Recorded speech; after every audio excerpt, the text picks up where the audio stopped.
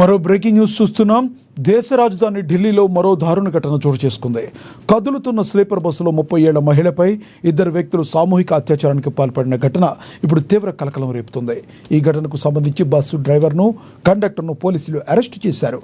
బాధిత మహిళ మంగోల్పురిలోని ఓ ఫ్యాక్టరీలో పనిచేస్తూ కుటుంబంతో కలిసి పిఠాంపోరాలో నివసిస్తుంది.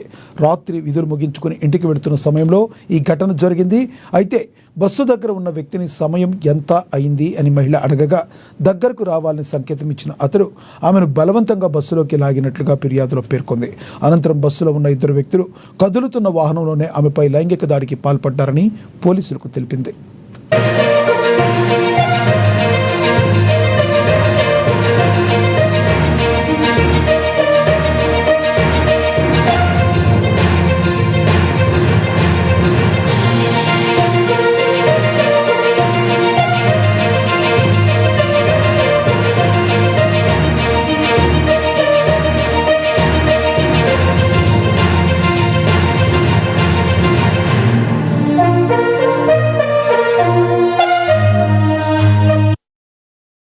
దేశ రాజధాని ఢిల్లీలో మరో దారుణ ఘటన చోటు చేసుకుంది. కదులుతున్న స్లీపర్ బస్సులో 30 ఏళ్ల మహిళపై ఇద్దరు వ్యక్తులు సామూహిక అత్యాచారానికి పాల్పడిన ఘటన ఇప్పుడు తీవ్ర కలకలం రేపుతుంది. ఈ ఘటనకు సంబంధించి బస్సు డ్రైవర్, కండక్టర్ను పోలీసులు అరెస్టు చేశారు. బాధిత మహిళ మంగోల్పురిలోని ఓ ఫ్యాక్టరీలో పనిచేస్తూ కుటుంబంతో కలిసి పిఠాంపురాలో నివసిస్తుంది.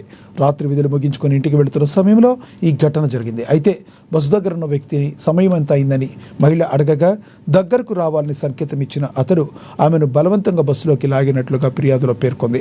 అనంతరం బస్సులో ఉన్న ఇద్దరు వ్యక్తులు కదులుతున్న వాహనంలోనే ఆమెపై లైంగిక దాడికి పాల్పడ్డారని పోలీసులు తెలిపారు.